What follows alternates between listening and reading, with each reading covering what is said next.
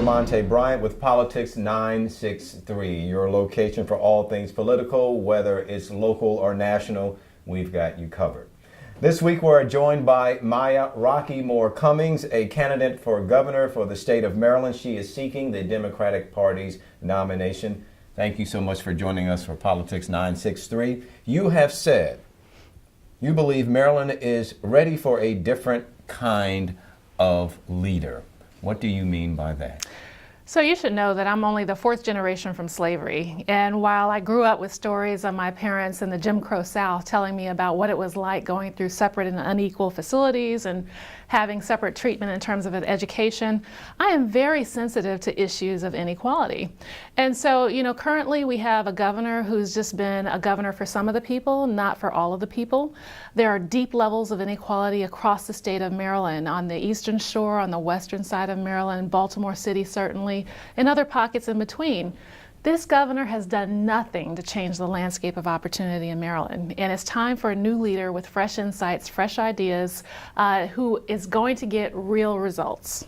Now, what would make you different? First of all, you'd be the first woman ever elected governor of the state of Maryland. You'd be the first African American ever elected governor of the state of Maryland. But you are running, I think you are the 9th candidate now in the Democratic Party. 8th. Okay, you are the 8th. It's still a lot.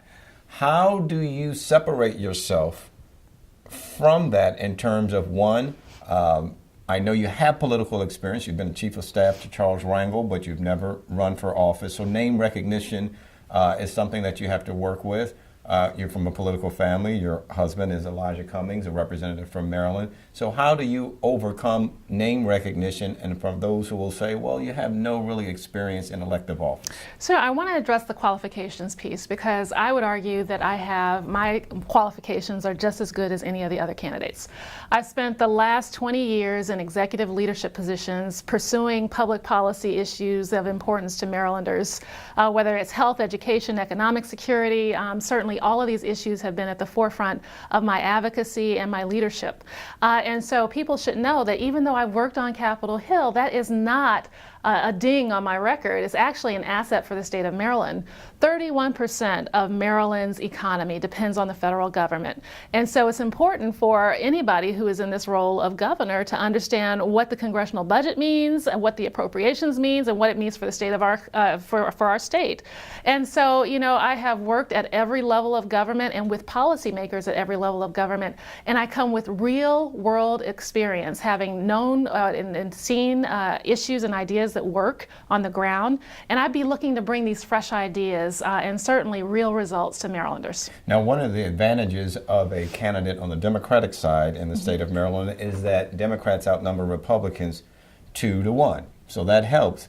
But you also have Larry Hogan, who's a Republican governor, who's very popular in a heavily Democratic state. Yeah. So what would you do differently than Governor Hogan that would sort of make you stand out in terms of the policies that he's addressed? Everything. Governor Hogan is anti-public education. He's anti-working families. He's anti-environment. He's anti-women's health.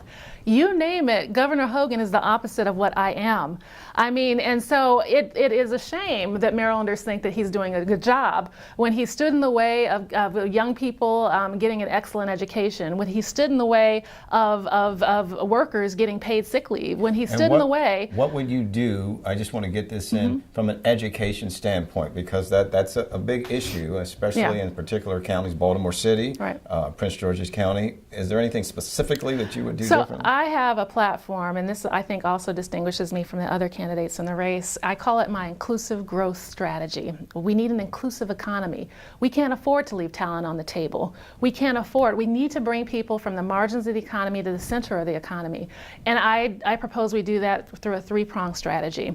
First is quality and excellent education consistently across the state.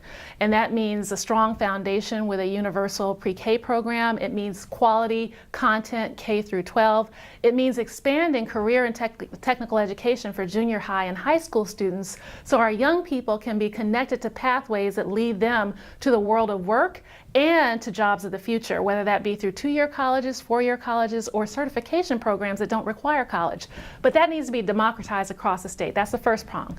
Second prong is a welcoming and strong business environment that grows entrepreneurs in the state and that supports the growth of small businesses so that they can be sustainable and create jobs across the state. So that's going to be big for me. It's a part of a wealth creation strategy that, it's, Prince George's County and other, Montgomery County, Baltimore City, you've got a lot of entrepreneurs who need more opportunity and better support so that their businesses are sustainable. And then the third prong is a working families agenda that focuses on better supports for working families, because when working families get better supports, they are actually more productive. So universal affordable education is a priority, paid family sick leave is a priority, child care support is a priority. So those are my 3 priorities within this inclusive growth strategy, and that's what I'll be bringing to Maryland.